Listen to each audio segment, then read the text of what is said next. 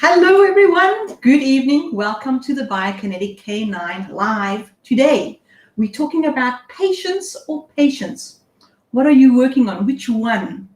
And this topic for me has come up this week through my own personal experience with myself and with others and from a video. So when the universe is calling, whoa, take a small break and listen.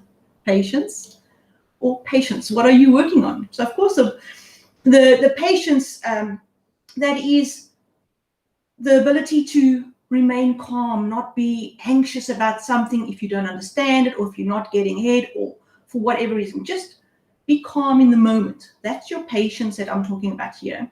And many times if you're working with dogs, whether it be for training or even just for conditioning, because conditioning is a form of training. If you don't have that patience, yes, it can lead to your dog becoming a patient or you. So this is what we're talking on. And in my own story, before my own story, let me just tell you who I am. It's Angela Ahern. I am the owner and founder of the Biokinetic K9. We do fitness and conditioning, in particular for sport dogs. I'm there to show you about your dog in sport and to help you get that body into condition so that your dog's sport is that much more powerful and his performance is so much better. Just like any athlete, they all go into the gym to get their body ready for their sport that they do. We do that for dogs. So patience, or patience as in not doing well at all. So let me just tell you with regards to my own story. So if you are there, give me a thumbs up, give me a like, give me a share. My story is that I had an injured dog, you know that, and it was a big decision. There was a nationals come up, big decision. Do I push her or do I let her body repair? So I chose for the repair. We missed a huge competition because I initially pushed her when I should have been patient. So she turned into, well, we can't do this now and we have to withdraw. And then it's happened with a dog injury. Your dog gets injured. You have it checked out. It's not so bad. We can still do something. And in your mind, you're going, I've got this competition coming up. My dog's lost out on so many days of training because I've had to rest him or something. What can I do in between? How can I get him ready? And we try and fit in the 2 to 3 weeks of lost training or lost work or lost exercises. And we try and fit them in today. And if not today, then at least by tomorrow. We become impatient with where we are. And when it comes to a dog's injury, the body works on its own time. Yes, we can help it along, but there is still a period where just let the body repair. And it comes the same when you are training your dog. Many people train every day. They train all the time. I was just watching a woman, personal fitness person, and she did the Ironman a few years ago. And she thought, oh, let me go and look at my old training routine. And it was 7 days of training for an hour and a half in the morning, in the afternoon, and in the evening for 7 days. And she thought she'd try it out. And she thought, oh my word, what is she doing? It was such hard work, and telling herself and telling her audience, looking back at what she did there, this is not a good idea. Yes, sure, it was a really big competition, but the point being, people are training their dogs almost every single day because they want to hit that perfection, and they then get stuck, or their dog gets overtired, or their dog is not performing like it should, mainly because it's tired. And nobody knows, because our sport dogs are working all the time and they're always wagging their tail for us. So the same when it comes to your conditioning or your sport, or preparing for a trial, or you've had to rest your dog because of something. Somebody's told you to rest your dog, and now you're just thinking about that time you've lost and how you're going to make it up. My dog's going to be behind. This was also a video done this week because it was posted in a few of the IGP groups with regards to Susan Garrett. You know, she's a huge agility person. And she was saying that people are seeing all these front-end social media versions of perfection. And then you feel so sad in yourself because you look at your dog and we're not there. And she was saying, it's just what people are showing. And it is so true. We're not seeing all the behind the scenes. And the behind the scenes, there may be messy executions of exercises and messy training, etc., etc. But behind the scenes, if you are concentrating on what's going on, there's the best times. There's the best times with your dog. Even when the dog's making a mistake and you go like, oh, what are you doing? I've seen it with my own dogs. Like, where are you going to with that? Let's start again. Watch how they are interacting with you. Watch how they're trying to understand, but also watch their body. Are they tired? Are you putting too much on yourself and then transferring it to your dog? Because our sport dogs, they are just there for you. They are willing to do anything. They even hide pain for you because let's go train. Try not to take horrible advantage of that by pushing your dog, because they will be pushed. They will go for you, but you are not doing your dog any service when you become impatient in your training.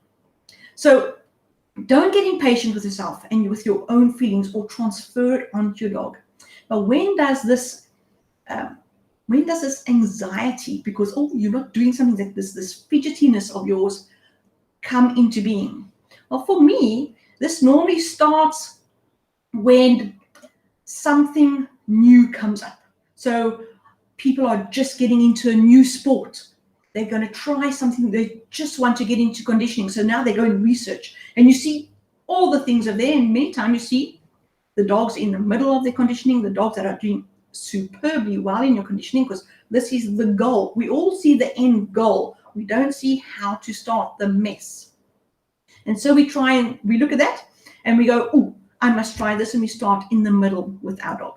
And the dogs can't really do it. Or they can do that, but they're not doing it really well because you don't have a good understanding behind it. And then later down the line, they get injured. Same as with your training. I have it in our club. If we've got our people that are training for the sport, and some of their dogs are a little bit more advanced, and so they're training, and the new people come along and they look and they go, ooh, wow, I want my dog to do that as well. They don't realize that you've been training this dog for 3 years, and so you are looking not too bad on the field, and they've been training for 6 months, and their dog doesn't understand it yet, or they've been training once a week. They themselves don't even understand it yet, and they start to feel a little bit down. And it's our jobs as trainers, as coaches of these people, to show them every single time that their dog has done so much better than the last time we saw the dog, maybe last week, maybe 3 days ago, or they are improving. It's so important to show these people those small steps of achievement all the time. Because to get your dog from getting your dog when it's a puppy and then entering your first competition is, okay, it's a minimum of 16, 18 months. I don't like to put that kind of pressure on the dog. So I always look at about 2 years, 20 months, 24 months when you're entering a competition. And that's 2 years of work. You've got 2 years. Don't be impatient with your dog. You've got 2 years to put down just foundation level, basic obedience on your dog for your very first competition. 2 years, it's what, almost 700 days. Why are you being impatient? If you do, everybody says train 5 minutes a day. If you do 5 minutes every day for 700 days, your dog's a master. It's an absolute master. But enjoy your dog. Why are you putting this big pressure on yourself just because you're seeing somebody else that is at a different place? They've gone through their own troubles of 3 years of self-doubt and nice success and devastation, the dog's done, whatever the case may be. And they've got to get through it. You're only seeing that training session.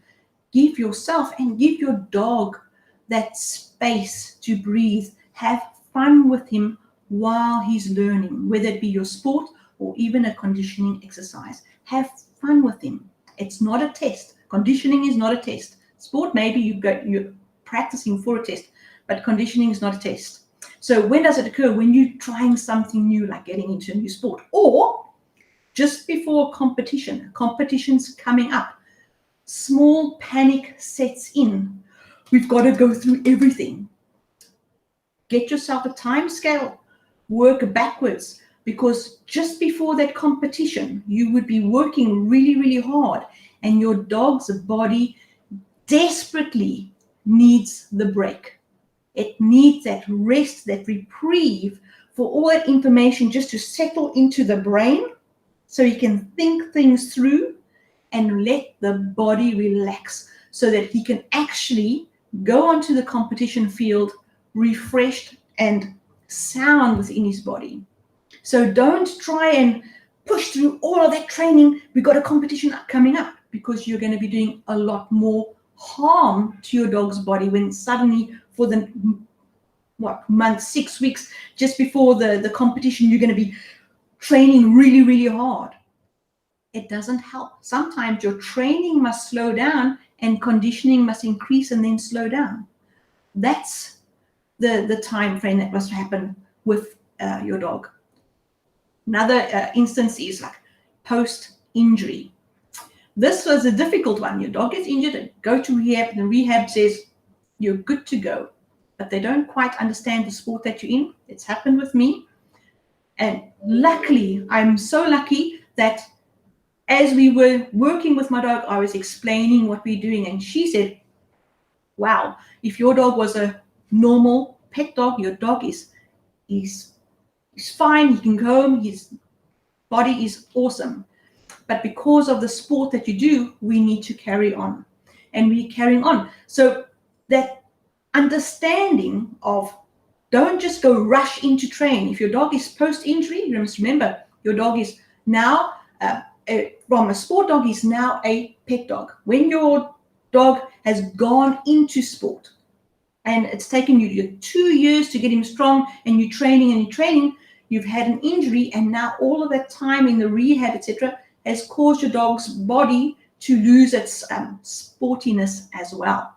So not only are you rehabbing an injury, but that sportiness with the rest of the body is starting to diminish. And you can't carry on where you left off before the injury, whether that injury was sport-induced or slipping on the tiles like my dog. So when you post-rehab, you have to have patience with your dog and bring that whole body up to balance strength for the sport again. You can't just go in and do your sport, even though you're itching to get back onto the field because you know your dog can do things, and your dog is always a little bit impatient. Take the time to make sure that you start again, even if it's puppy training with your dog, to get those muscle memory exercises back in. And it'll come really quickly, especially if your dog has been doing sport training for a while. These things will happen quite quickly. I'll tell you that even with myself, my own knee injury, I've gone to see a biokineticist, and they asked me to do an exercise. And the first 2 days that I did this exercise, I thought, oh my word, it's such a silly exercise. Why is my body not doing it? And as soon as my body could feel which muscle had to work, and there was that muscle-brain connect again, oh my word, I could do it. And it was just that first slow, trying, clumsy way of doing the exercise, and I know I can do it, but my muscle's not working, body's not cooperating with the mind. Then I got it by day 2, and it became much better. So be patient with your dog post-injury.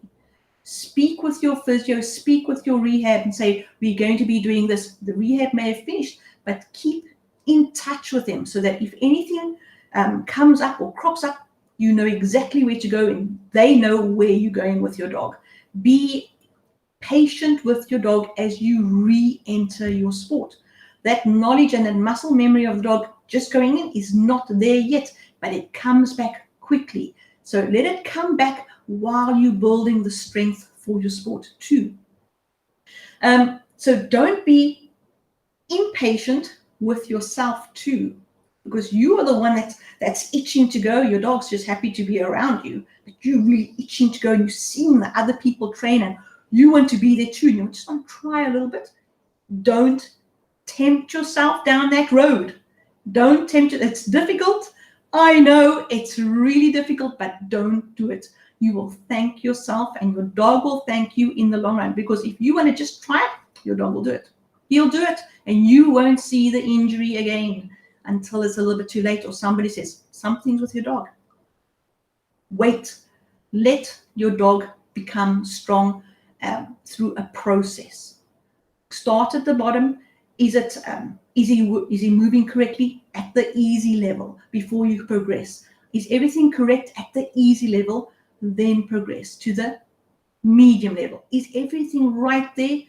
Then progress. But first, make sure that all of the easy stuff the dog can do, and he can do it slowly and controlled. That control is so important, because the dogs can do things, but they don't have that muscle control yet. They're still getting their whole body to understand itself again. So be patient. Try not to compare yourself or your dog with others that you're seeing on social media. That Susan Garrett video, it is so, so true. It hit home. I was like, oh my word, small lump in the throat. I have to share this with people. But it is really, really true. So your impatience normally occurs all around these times. And how do you know you've got that impatience? It's a small internal panic. You feel it. I feel it within my body, in my stomach, in my gut, and you can feel it. And you have to talk yourself down, because if you look at your dog, the tail's wagging. He wants to go. So it's that small internal panic. Tell yourself to just calm hell down. Really, really. And you'll have that small internal panic. For me, it is for anything that's new. If I'm going to be learning something new, when I started conditioning, I wanted to be able to do everything in one day. Just calm down, Angela. Just calm down. My brain floods, and you feel that you need to just cover everything by the end of today. And if it's not by the end of today, then at least by tomorrow. So if you get that small internal panic, have a best friend tell you just to calm down. Be patient. Start at the bottom. Start at the foundations of whatever you've been doing. Even if you've been doing the sport, start at the beginning. But if your dog can do it, then how must I start at the beginning? Then make sure that his body is strong enough for the sport with foundational work. Look at your foundational work. Can he do just those conditioning exercises with control and slow and measured manner? Is his posture still the same throughout the movement? Because those foundational exercises with control throughout the range of movement will tell you 100% if your dog's body is ready to progress on the field. That's what's so nice about foundational exercises. Everybody thinks, oh, really, I'm just teaching my dog to sit, stand. He can do that in any case. Can he do it with control throughout the entire range of movement? That's what you're looking for. Foundational exercises are not just the sit to stand. It's how they move through that action that you are developing your eye for. That's how you protect your dog every time. So when you have your goals, and your goal is something here, let me tell you, if I have people come to me and they tell me their goal, and they want to achieve this and this and this, either in their sport or in their dog, they have a goal. And when they tell me, I know for sure that they will be able to achieve it with their dog if they give themselves the time to achieve it. That's all that you require, the patience with yourself, with your dog, to achieve it. So if you have got a goal, you will achieve it. But what will happen? Will you either give yourself enough time, give yourself, your dog, enough time to understand it and then achieve that goal? Or are you going to feel that you are a complete failure if you don't achieve it within 2 weeks. I go for option 1. As you're understanding your dog, and as you're understanding the work, the task of the goal, that what is involved on your goal as you go through and you understand what's happening with your dog, you will achieve it. And if you don't achieve it within 2 weeks, you've learned a whole lot more. And so your goals will become that you can achieve them more steadily thereafter, because you've got, in the 2 weeks where you may not have achieved your goal, you've achieved a much more important goal. And that is to understand how your dog's body is working for you right now and how you can apply that with your sport. So your goal then becomes not what you saw that you were going to achieve in that limited time frame that you gave yourself. Me, by today, if not today, then tomorrow. Really, sometimes I have to come right too. So, but you are learning about your dog, because that is what happened with my dog. I learned about their body, and it has helped me like you cannot believe. And that learning has forced that discerning patience that I practice all the time with my dogs. Not 100%, but definitely 95% of the time with my dogs, for sure. And it's improved my own training. It's improved my conditioning with my dogs. And I transfer that onto others that I know and come into contact with. That patience, if you don't have that patience with your dog through just the normal basic stuff, the learning of a new exercise, the learning of a new simple exercise. I always say, we're never teaching our dog to sit. Our dog can sit 25,000 times in a day, all on their own. We are just asking them to sit when we ask them. They already know how to sit, but it's when we ask them to sit, can they sit for us, please? And then when it comes to conditioning, can you sit in this nice way and not slouch? Can you sit in a nice square way for me? What happens is, I see it in my dogs, when they go and lie down, the automatic lie down to stare out of the window is a nice sphinx down. Just like that. It's posture that comes out of their own. It's a new muscle habit, but it's a good muscle habit. So when you don't have the patience for your dog, you are aiming for your dog to become impatient. So please take that patience, place it on yourself and your dog, because your dog's going to do it for you every time. Start off with just the basics. Start off with step 1, even if you think it's a load of nonsense. Do it. Reading it and watching it is very, very different from doing it. For me, it's always slow down. It's faster in the end. So smile. Angie, hi. Big smile. Smile. Take a breath. Slow down. Enjoy your dog and watch his body. Watch how fabulous his body moves. Watch the muscles. And you can watch it when you start off with your really basic exercises, your foundation work.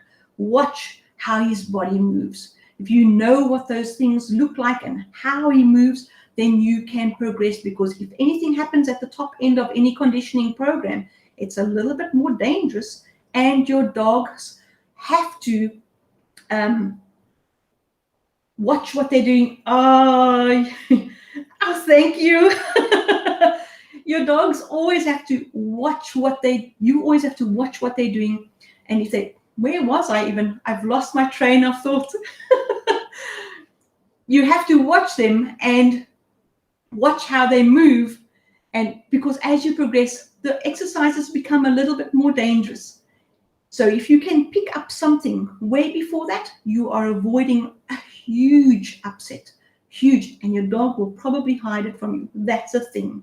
Oh, thank you so much. Thank you very much. You're making me all red.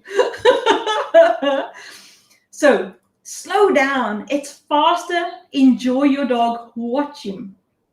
Of course, I've mentioned last time, we are almost done with our foundations program. It will be there. If you want to join, if you want to sign up, please comment foundations in the chat box. Let me just put here. And I will for sure notify you when we are going to be launching. It'll be towards the end of this month. It's going to help you and your dog. It's going to help you watch your dog. We'll go through the exercises together, and I'm going to show you exactly what to watch for, how your dog must move. It's not just the exercise, but it's the thought process behind it too. And it's going to help you forever with your dog. So if you are wanting to be notified about it, let me know, and I will keep you on my list of notifications. Okay, everybody, so have patience with your dog. Watch how they move. Don't rush things. Watch how they think. Learn about their bodies. Have patience with yourself. When you get that niggle, tell yourself, just calm down, and everything will be fantastic. Have a very awesome weekend and a wonderful training time this weekend. Okay, so I'm going to say cheers. Let me get all my stuff up into the stream, and we're going to go there and there. I'm almost tech qualified. Okay, everybody, I'm going to say cheers. Remember, if you need to know anything, pop me an email. My details on the screen, and hug your dog. Big hugs from me. Cheers, everybody.